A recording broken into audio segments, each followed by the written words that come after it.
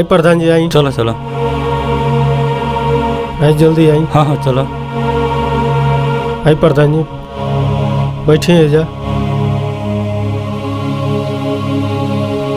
कहाँ बड़ा तार लड़का बुलाओ तो। हाँ हाँ बुलाओ तनी। तनी बुलेबो कुल के हो। हाँ बुला के लाओ तनी। जल्दी ले आओ बुला के। ब्रिजेश भाई जब हम सब क्लियर करके चल गए नहीं हो तब का नाटक कर बड़ा सही। हाँ प्रधान जी अब रो रही हमनी के सहारा बानी। ये हमनी के घर में रहल काल कैले बनो सो। ठीक बात दो। नमस्ते प्रधान जी। ठीक बा। नमस्ते प्रधान जी। काल उन्हीं परेशान कर बड़ा जाओ। हाँ प्रधान जी पूछी तो उस दिन क्या कहला दोनों भाई कि हमनी के बना खियाब जा। अभी का सुनता नहीं हम काहे ना खाना बना खिया तो जा जाके दुआरे पर हो हमरा सवेरे सवेरे जवाब दे जा। काहे ना जवाब दे कारे काहे ना अब घर जतड़ सो कह सो कि हम ना बना के खियाए। प्रधान जी के समन्वय नहीं कर निकलत बोलिया तो निके बोला सो अब खाली हमारी बना खियाई खाना हमरा ढेर जागर फरत का कहलू हा खाली तू ही बनावेलू हम नहीं बनाइले का। कब बनावेलू तू? दोनों बेरा हम बनाइले सुबेरो बनाइले संजियो का बनाइले हम। बोल ला और झूठ। आहा तोरी चुप। करे जब हमारे सामने तो निके लड़ता सो तने का करता बस रे मजाक बना कर दर बस हो ई तो नहीं माई बाप पालो रे समझ में नहीं का हो। देखनी प्रधान जी एकनी के यही करेली सो हमनी के दुइये जनी एकनी खाती बोझ हो गइल बनी जा हरदम हमनी से लड़त रहतड़ी सो। अब रउए कोनो उपाय करी प्रधान जी ना तो हमनी के दोनों जानी कहीं जाके जान दे देम जा। तू चुप रहो। देखा तनी प्रधान जी ये दोनों खड़ा बना सो लेकिन ये दोनों के मेहरारू कितना बोलतड़ी सो। एक शब्द ये दोनों बोला तना सो एकनी के कितना बोला तड़ी सो एक के मेहरारू रो सुना तनी नो एकदम नाक में दम क दल बड़ी सो। यही तरह केहू के बेटा पतो ही रहला हमनी के घर का कुत्ता समझ लल बड़ी सो। यही दुष्ट सब एको शब्द ना बोल सकन सो एकनी का बोली जा हो का बोली जा। सब गलती तो एकरे में बा। एकर गलती तो तोके कबो लौकेला नहीं। कबो नमक तेज होता तो कबो मरचा तेज होता। दिनों रात कच कच कैले रहती क्या। हमें कुछ कुछ कहले रहतनी रे हम ही। हाँ तू ही करे रहता लुकच कच हम अब ना बना खियाम तक के ये बना खियाई हम नु और ही बना देता नहीं हमार बनावल और ही खाली है। अरे तो का हो जाए बना खिया दबा जाता यो तनी के माइये बाप हलो। ये महाराज ये कुल बना के ना खियावली सो कि दोसर गांव के लोग बना खियावला। बोलबे झूठ बनाए खिए तो हमनी के शौक लागल प्रधान जी के बुला के लिए लेके तब प्रधान जी के संग चल जा उनके घर है। चुप तोरा बोलक तमीज नहीं खे। चली जी ये लोग पंचायत करे दी। नौटंकी लगा के रखले बाड़ा लोग। इनकर पंचायती दिन रात लागले रहे। देखा तनी प्रधान जी रो बात नहीं खसो मानो। हाँ हो देखबे कनी है सारा गलती तारा लड़का कुल में बा। अगर उ सही रहता सो तो हे तरह उना बतियती सो सारा मन हुए बढ़ल बड़ा सो। हाँ प्रधान जी रोज सही कहतनी जब ओकनी के मेहरारू के बोले नहीं तो उल्टले हमाई के डांटे लागे ना सो। हाँ प्रधान जी इतना नलायक बेटा पतो ही निकल गइल सो का हम बताई। जरूर कोनो जन्म में हमने के पाप कैले हो खब जा। हाँ अब का करबा जा अपने हाथे बनाओ जा खा जा दूसर अब कोनो उपाय नहीं खे। अच्छा ठीक बा तो हम चलते नहीं। ठीक बा चली प्रणाम। प्रणाम। आ कहत नहीं ओकनी से दूरे रहिए जा। ठीक बा ओकनी से मुंह लगले कोनो जरूरत नहीं खे। हाँ ठीक बा। ठीक बा।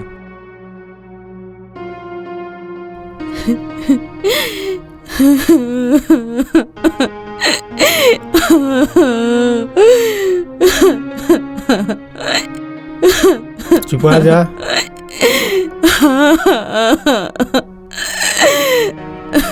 चुपा जा हमने किस्मतिया क्यों नहीं ले ली। चुपा जा। ठीक जवाब देनी है वो लोग के ओई लायक उलो बटले बाड़ा लो। हाँ हो जब देखा तब प्रधान जी के बोला लिया होता। हाँ जी सही कहतनी बना के खियाओ तन जा तब बाऊ रहतन जा आ नहीं जे बना के खियाओ तब बाऊ रहतन जा। ऐसे बढ़िया बा कि बाउरे रहल जाई आ ना बना के खियावल जाई। हाँ हो तहार मर्जी बनाओ चाहे न बनाओ हम कुछ कहे नहीं जाए। ई न भइल बात बस रहुआ यही हमारे साथ देत रही देखी वो लोग केंगा हम सीधा करतनी। हाँ हो हम ओकनी से तंग आ गइल बानी जौन तारा बुझा तौने तू कर।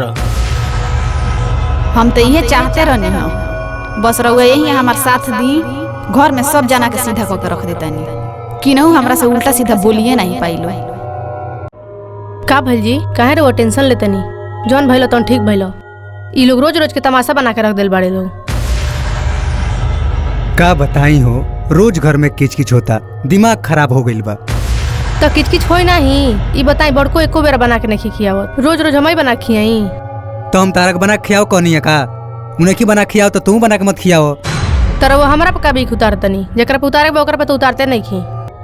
हम तो बना के नहीं खियाम, चाहे कुछ हो जाई।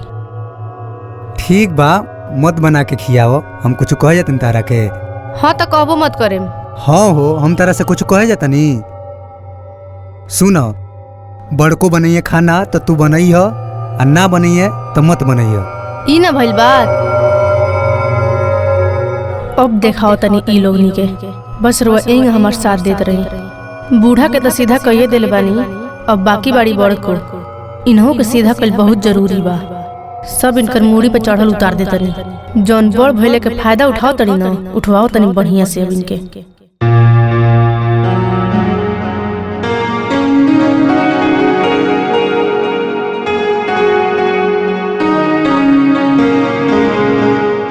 ए जी उठी चाह पी ले। ले आओ दो।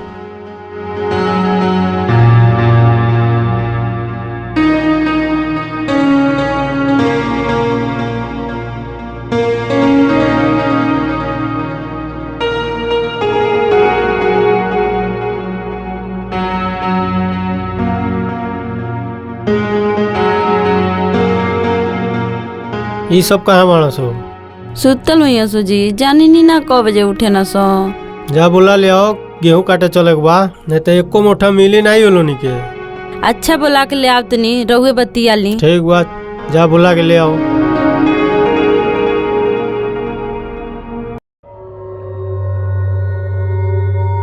बड़को, ए बड़को, बड़को के भेजा तो उनके बाबूजी बोलाओ तनी। अच्छा ठीक बा, भेजा तनी। छोटको, ए छोटको। ए जी उठी, बाबूजी बुलाओ तनी। का बाबूजी बोलाव तन हो? का जाने, चलो देखल जाओ। छोटको, ए छोटको। का हो? बाबू कहाँ बाने? कह दे उनके बाबूजी बोलाओ तनी। ठीक बा, जाई हम भेजा तनी। ठीक बा, जल्दी भेजो। ए जी उठेम। का हो? बाबूजी बुलाओ तनी। का बाबूजी बुलाओ तने? चली देखी का कहो तनी। चला।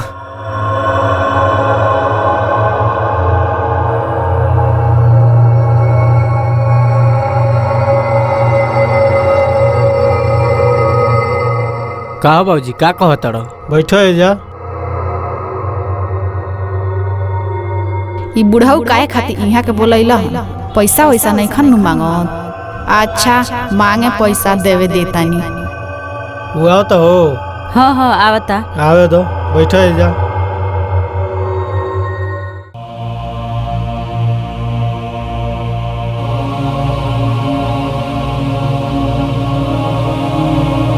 का कहत बाबूजी? कहत का बानी, चला जा गेहूं काटे। का गेहूं काटे? लिया के जा एलोनी के, हम तो जातनी काम करे। ए हमरो जाए बा काम करे, ते जो गेहूं काटे। हम नहीं जाए, चाहे कुछ हो जाई। तो तोनी के काम पर जेबे तो वो दोनों के भेजा से गेहूं काटे के, हमनी के कल्ले गेहूं काटे जाम जा। का हमनी के गेहूं काटे बनी जकाई जा। हाँ हो, हमनी के गेहूं काटे वाला लौकतन जा। त काहे खातिर आयल बढ़ जा? खाली खाए खातिर आयल बढ़ जा? चुपचाप से चल के गेहूं कटवावा जा। न ते एको मुट्ठा गेहूं मिली उली ना ही, बता दे तनी हम। शांति से चल चला जा, अब कटवाइबा जा तबे गेहूं मिली। तू तो देबू देहले खान, आ तू गेहूं कटबू। देखा तनी एकर जबरजस्ती जी के तरह बोलतिया। अब का बोलल जा हो, ये नालायक कुली के। चलो खाना बनाओ, लेट होता। चली चलो हो, तू खाना बनाओ, लेट हाँ होता। चली।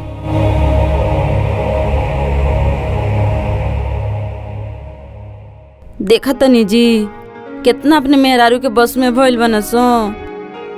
हाँ चली तब अपनिए के काटी हल जाओ, पाके गेल बा गेहूं। ठीक बा, चलो।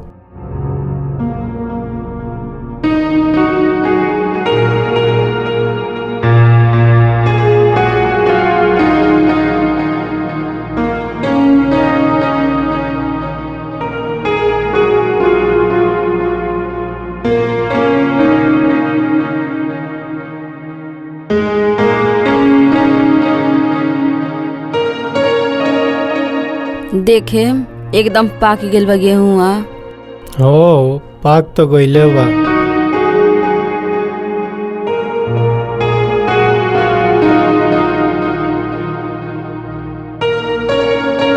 दो हंसुआ ली देखू कितना पाक गइल बा। वही तो सो तो जल्दी कटा जाइत न। अब चली काटी जाए दी। हो चलो काटो।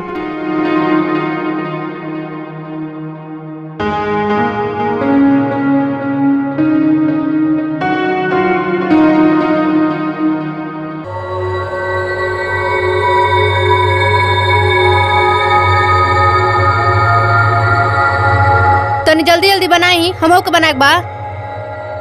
चुपचाप बनावे देबू। का बनावे देबू? तभी से और खनवे नहीं बनल। उहाँ के नहीं टाइम का ड्यूटी। इतना चिंता रहला ड्यूटी गइला त काहे ना सवेरे उठ के बना लेलू हो।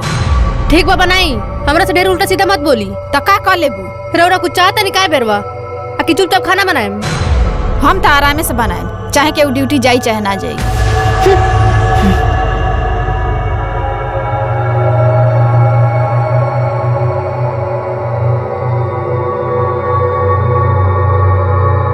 बुढ़िया के समझ ले बड़ी, जान चाहिए तौन बोल दी है।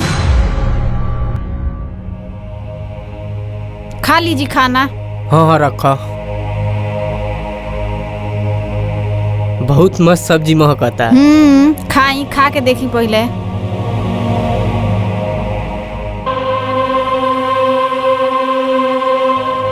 कैसन लागता? एक नंबर।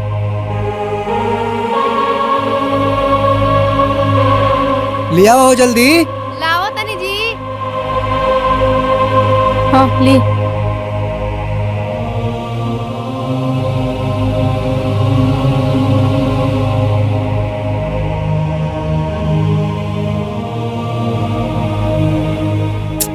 मस्त बनैले तो बाड़ू हो।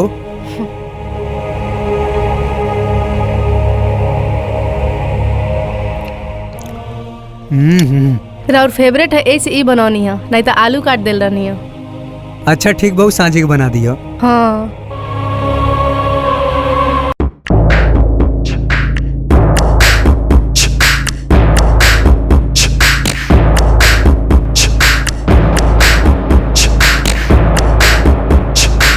के बा हो ए बच्चा लो के बा हो तेरे कुछ लिया जा। ए बच्चा के बा हो कुछ बाबा का लिया जा। देखू बाहरवा के बुलाओ तका। ए बच्चा। हाँ जी केहू बोलाओ तब आरू की देखा तानी। देखो तो। अरे के बा हो घरवा में तेरे कुछ बाबा का लिया जा। बाहरवा कौन आवाज सुना तका हो। हाँ हमरो के लागता। देखबू के मोबाइल पे बुझाता। रुकी देख के आओ तनी। हाय पनिया ले ली। धा नहीं के का हो के घरवा में। हाँ बाबा का कहा तनी। तेरी बाबा कुछ लिया के जाता बच्चा। अच्छा बैठ लिया तनी। ठीक है बच्चा लिया हुआ।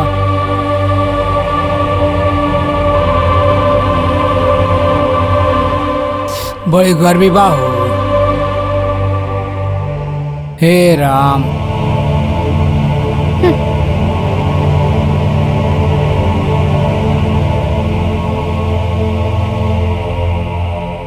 रघुआ बोलाओ तनी का। हाँ हमें बुला तो नहीं हो। तेन लिया था कुछ बाबा के। अच्छा बैठी लाओ तनी। तेन जल्दी लिया हुआ जा बहुत गर्मी बा। ठीक बा बाबा ठीक बा। जल्दी लिया जा बच्चा। ठीक बा।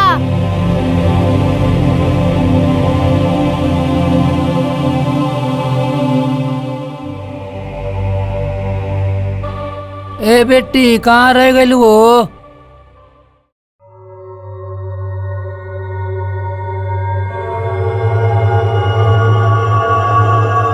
ली बाबा। जो बचवा का भइल बाबा जी रख ली। काहे ओन्ने रखतनी। बेटी तो किस्मत बहुत तेज बारे। का बाबा सही कहतनी। हाँ बेटी ये बैठ तो। हाथ देखा हुआ अपन तो। वाह तो रात के तो बता तो करोड़पति बनने वाला बाड़े। का बाबा हम सही के करोड़पति बने वाला बानी। हाँ बेटी ते भी करोड़पति बनने वाला बाड़े। तो किस्मत बहुत बढ़िया बा। तोर चाचा चूर तोरा तो बहुत कुछ रह चलो। हाँ बाबा सही कहतनी। तोरा जिंदगी में कोनो दुख नहीं कली कर। सही में? हाँ सही में। क्या होता हो? ए जी हने आई तो। अरे अरे हे जो बैठी रो हाथ दिखाई बाबा से। देखो तो बच्चा। हाँ बाबा ली देखी।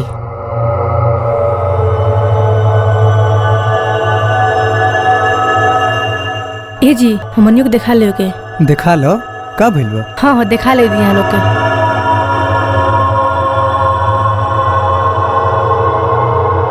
बच्चा तेरा किस्मत बहुत तेज बा, लेकिन एगो दिक्कत बा।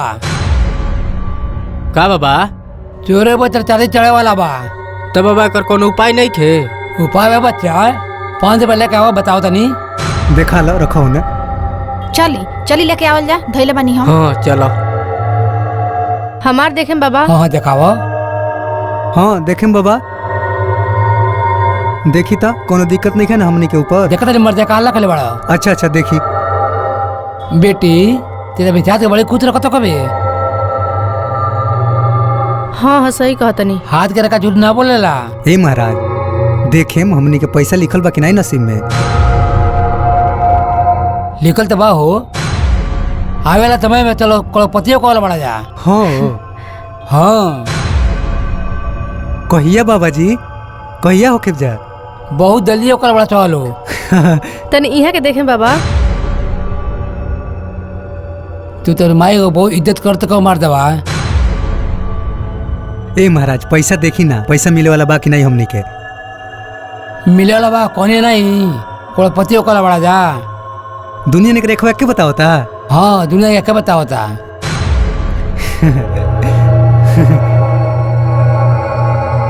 कोनो दिक्कत नहीं है ना बाबा? ये कुछ दिक्कत बा हमें।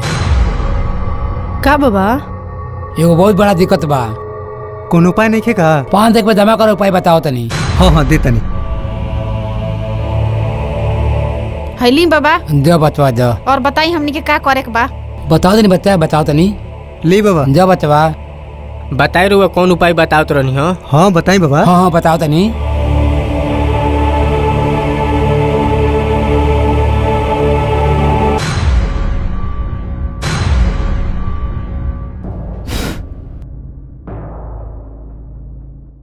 आई लो तू लो बेटी, तू लो बच्चा, तू लो ई बेटी। क्या करतड़ सो रे? ई के हो? हाँ रे ई का करतड़ सो? कैसन बाबा बोला बड़ा सो?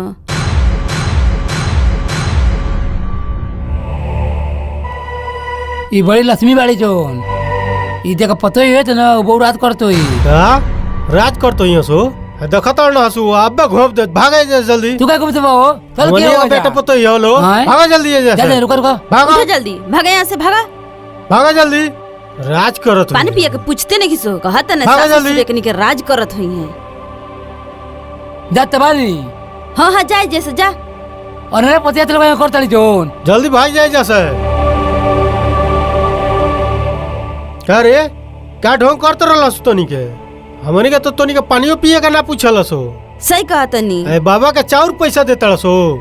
हाँ जी काज ने कहाँ से एकनी के लगा पैसा आ गई। पहले माई बाबूजी के सेवा करलस हो, तब दाने पुण्य करियस हो। जा तनी ड्यूटी हो। चलो हो। ठीक बा जाता ठीक नहीं। है जाई।